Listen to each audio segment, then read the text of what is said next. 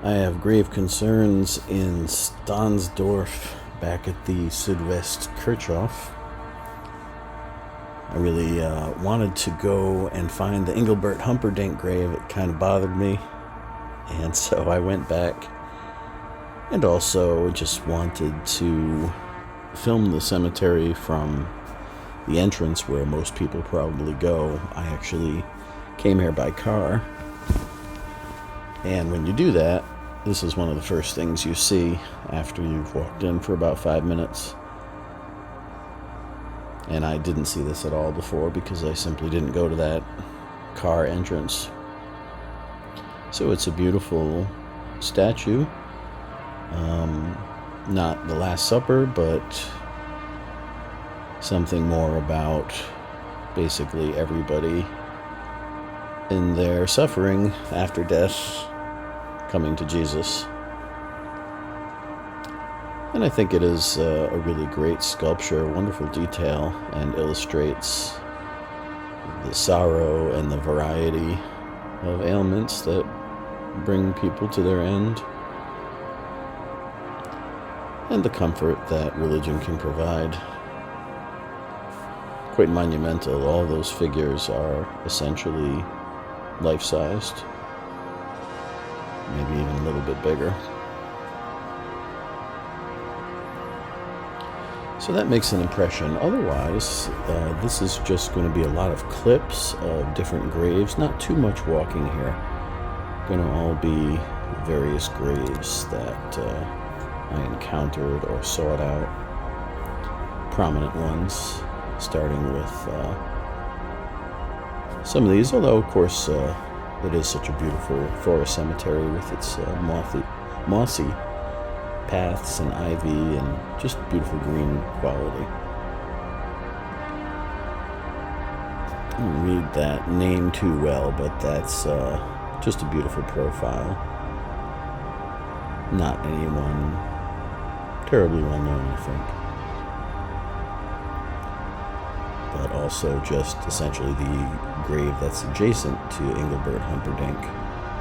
And that is to say, the original, since the more well-known current Englebert Humperdinck is still alive. This guy is more of a composer. And I've been to his house, which is also in Berlin, and that has a plaque, kind of like they do in London. They put a plaque on a prominent person's house. So there was Englebert and his wife. And some of these folks that I visit in here, I don't really know them too well, but they're kind of prominent in German society. There are going to be some actors and illustrators in here. I'm also showing here how close Englebert Humperdinck's grave is to this tomb that I visited on my first walkthrough. And the tomb, which is going to be coming up, and if you watch the first one you might recognize it because it had this mosaic inside, that's also right across the path and very close to Murnau. So you can be right on top of a grave, especially in a place like this where it's forested, and completely miss it.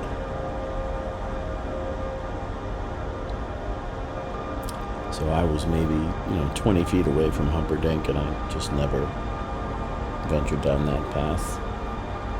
This one is a World War I soldier, and it asks why this person died. So it's kind of a war protest grave. What did this person die for?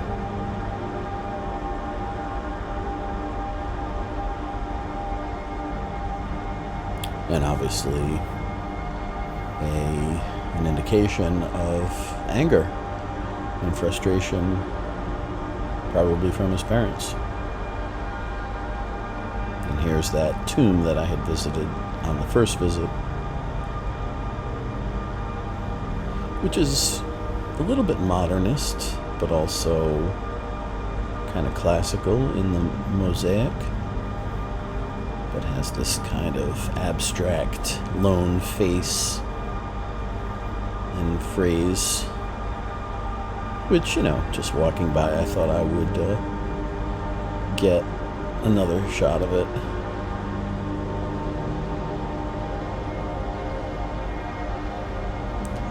Stained glass in there as well. So it is kind of stark and modern looking,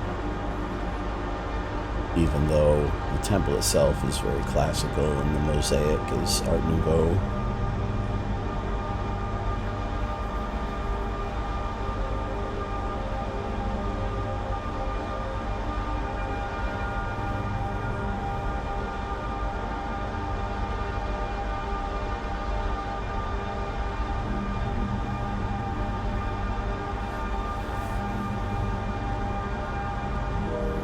So again, another look at that phrase, if anybody feels like translating the German. The right alignment alone is very modernistic. You can see they're trying to be a little artsy with the graphic design here.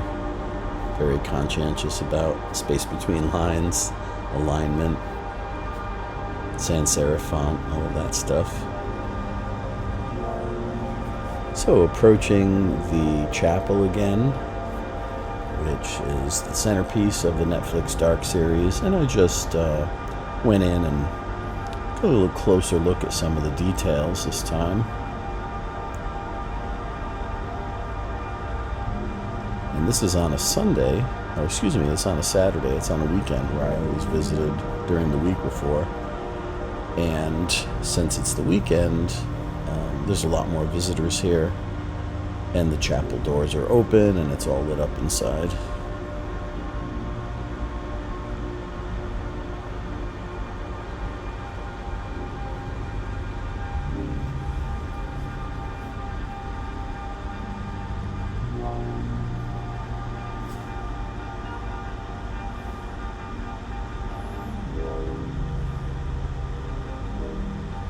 So even though I'm encountering visitors here a little bit on the way in, I still end up having the place to myself. It's just built at the turn of the century. It's more of, I think, of a Scandinavian design. I think I mentioned Moravian when I first saw it just because it has a similar color wood and a little bit similar style to some of the Moravian stuff that I've seen. But it's essentially as old as the cemetery. I think the cemetery was established in 1911. But it looks quite different with the lights on, even though my camera did a pretty good job picking it up in the dark. We really get to see the beautiful design patterns and details here. And I go right up the pulpit here.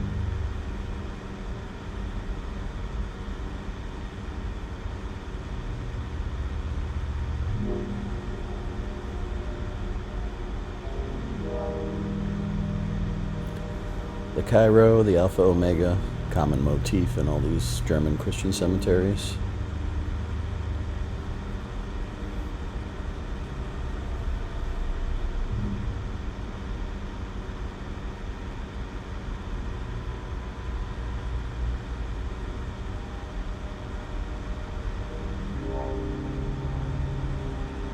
The view from the pulpit.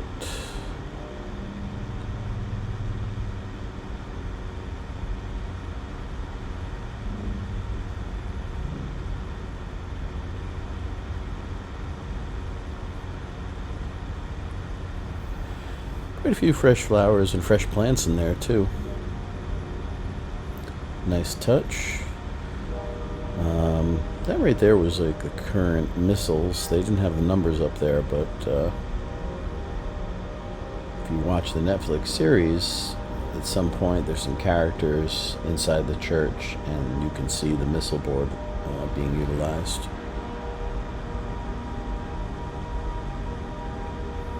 Some of the details of the windows definitely have a arts and crafts quality.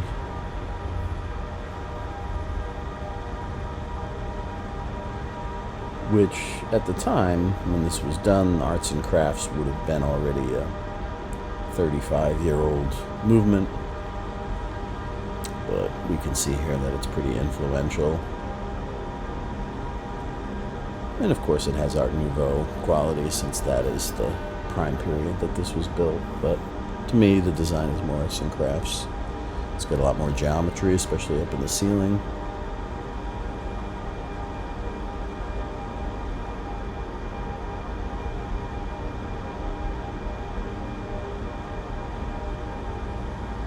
But hard to say. It's certainly a mishmash. It has this somewhat medieval quality, but it's also a bit modernistic.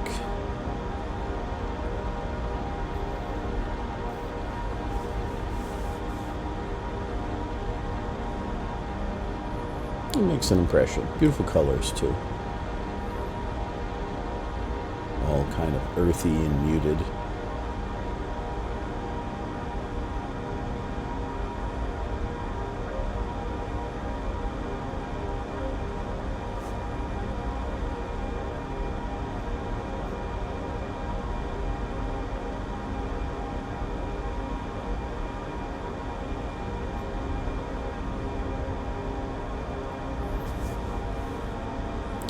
Persian carpet for good measure.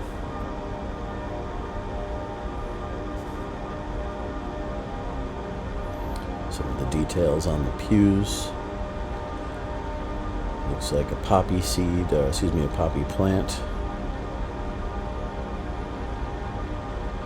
which is a common motif in these European graveyards.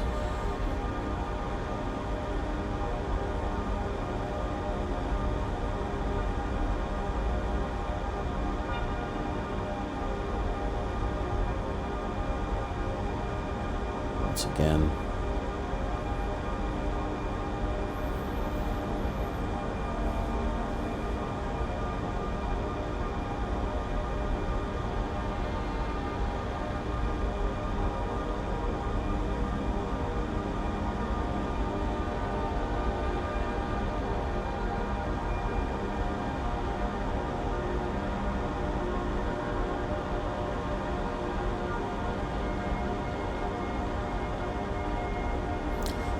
missal boards on both sides of the pulpit.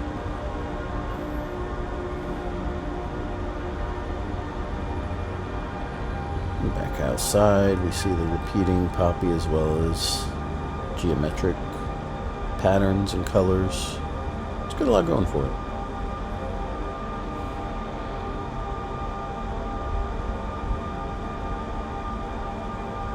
Each one a little different.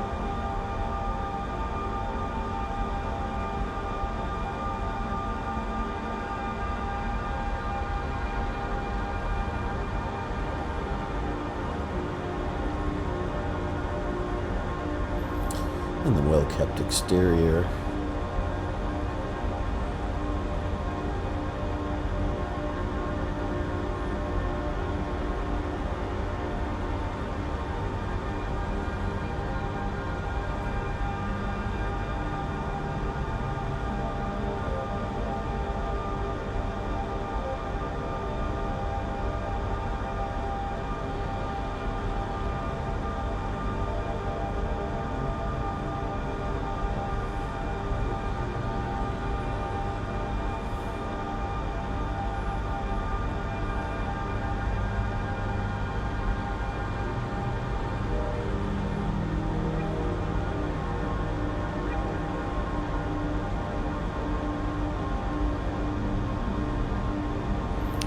Bit of the basement.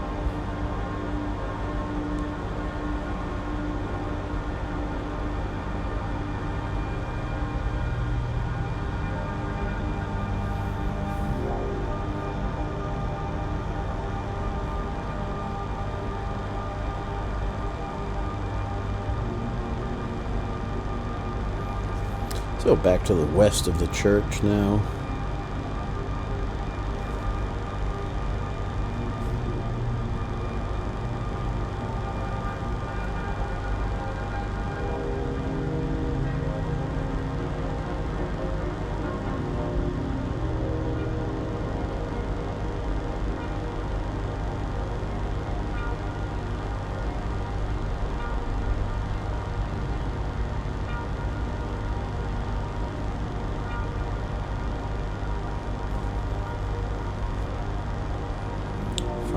Cuban.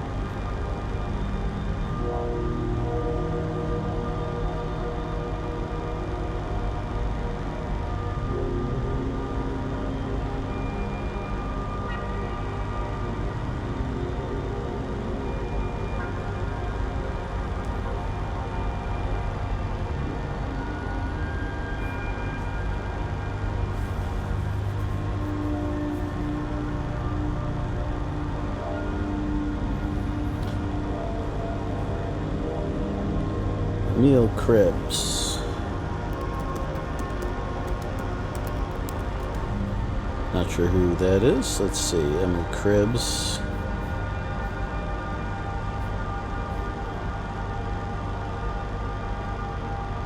Oh, that's the guy that spoke 68 languages. And then Wilhelm Kuhnert was an illustrator, I believe, natural science.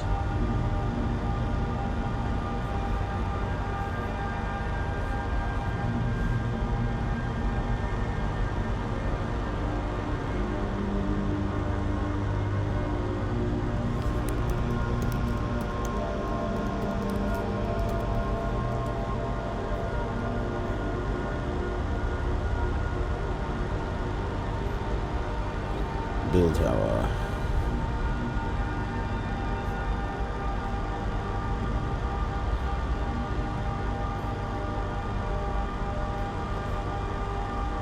Heinrich Zille was an actor, an old stage actor and singer. Yeah, Kuhnert was a painter, author, illustrator who specialized in animal pictures.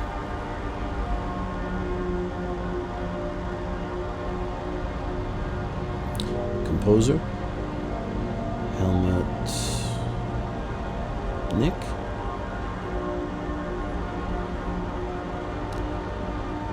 And the person on the right, I don't know who he is. He's well known though. I think he was an actor. I can't even read his name. Krug, I think. Rohrbach was an airplane designer. I think he also made boats. Designed boats. Died in 1939. And Lovis Corinth, watercolor painter.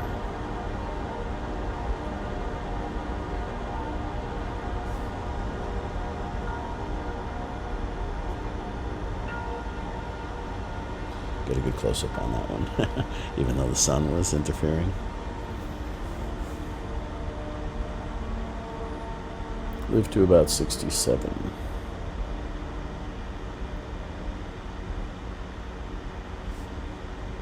Whole family down there. Hudson, New York. Must have been in the Hudson River School.